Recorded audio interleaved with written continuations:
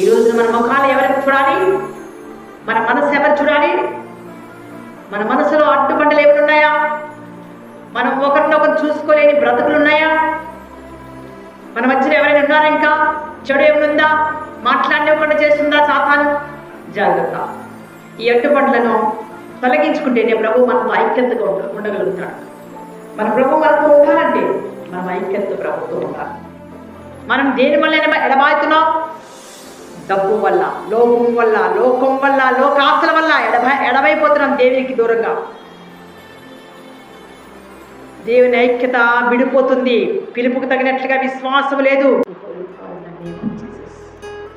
ఈ ప్రశస్త విలువైన సన్నిధిలో గొప్ప ప్రతి ఒక్క అవసరతను తీర్చటకు శక్తిగా నేను ఆమెను బట్టి నా ఎందుకు వచ్చిన వాడిని త్రోసివేయను, నేను విడిచిపెట్టను, నేను రక్షిస్తాను వాగ్దానం చేసిన ఈ బిడ్డను గురించి విశ్రాంతి దిన పరిశుద్ధమైన స్థలంలో నా దీవెను ప్రభుత్వం నడుపు పంపిస్తున్న దేవుడైనా ఊటవ్యాస్తులతో ఉంచుకుని ఇస్తున్నాను ప్రార్థిస్తున్నాను.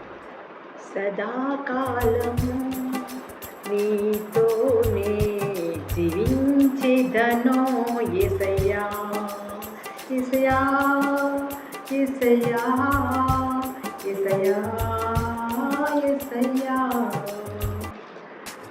నీ వాత్సల్యం నాపై చూపించి నీ సాక్షిగా నన్ను నిలిపావయ్యా. ఆశ్చర్య కార్యాలు ఎన్నో చేసి నీ పాత్రగా నన్ను మలిచావయ్యా. ఆయన శక్తినిచ్చేవాడు, శరణజొచ్చిన వారికి ఆయన ముక్తిదాత. ఆయన కరుణావాచ్యంతో చూస్తున్నవాడే ఉన్నాడు. ఆయన పాదాలు ఎందుకు వచ్చినప్పుడు ఆయన మనమానాలు ఆలకిస్తాడు.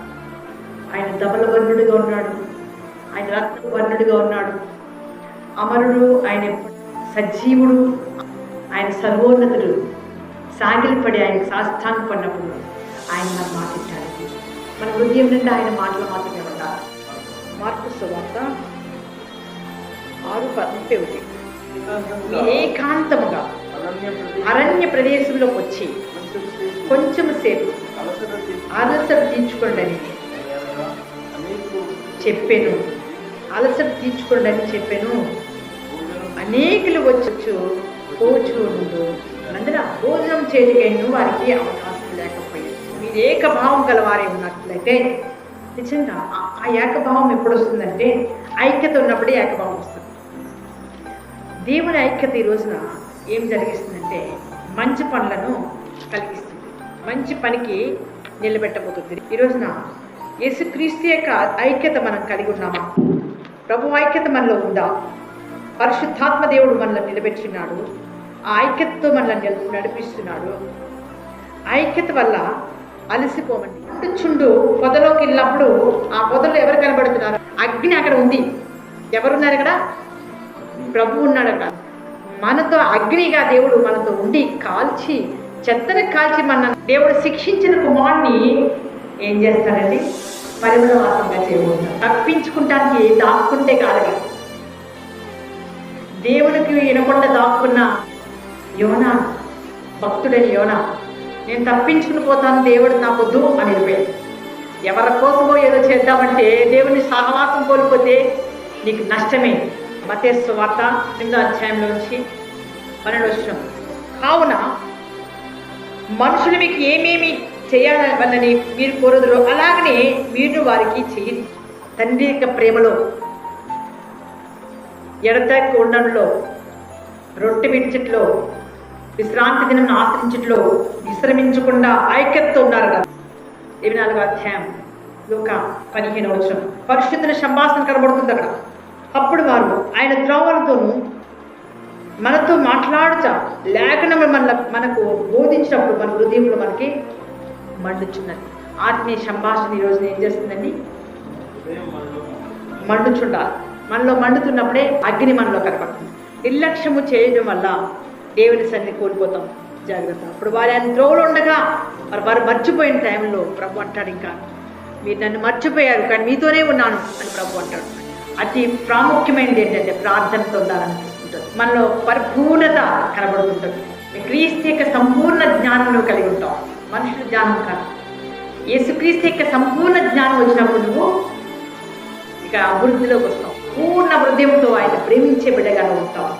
మనిషికి ప్రీతికరంగా ఉండాలనుకుంటారా, దేవునికి ప్రీతికరంగా ఉండాలనుకుంటున్నారు? దైవ చిత్తమునకు మీరు నడిచినట్లయితే గ్రహించగలుగుతారు. మనస్పూర్వకమైన ఆత్మీయ పరిచర్య మనుషులకు చేసినట్లు కాకుండా ప్రభు బిడ్డగా నేను జీవిస్తాను, ఇష్టంగా బ్రతుకుతాను అంటాను. ఎవరో ఏదో ఇస్తారని, నా గృహంలోకి ఏదో పట్టుకొస్తారు, నా సంఘంలోకి ఏదో తీసుకొస్తారని నేను ఎప్పుడు చూడను. చర్యకు కావాల్సిన నిధులను ప్రభు ఇస్తున్నాడు. ప్రార్థించండి.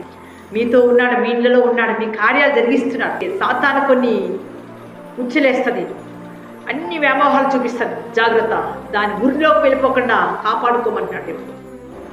మనిషికి ఎన్నో చూపిస్తుంది ఆశలు.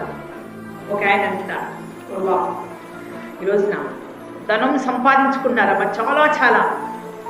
ఇంకా ఏంటంటున్నారంటే ధనం మామూలు ధనం కాదు, బినామీ పేరు ధనం సంపాదించుకున్నారు. ఏం పట్టుకుపోమని ఈరోజు బినామీల ద్వారా వచ్చేది అంతా శూన్యమే. అట్లా కూడా ఉంటుందా అనుకున్నాను, నాకు తెలియదు. ధనం అట్లా కూర్చుకుంటారా అని. మనం దేని వల్ల ఎడబాడుతున్నాం? డబ్బు వల్ల, లోకం వల్ల, లోకాస్తుల వల్ల ఎడవైపోతున్నాం దేవునికి దూరంగా. దేవుని ఐక్యత విడిపోతుంది.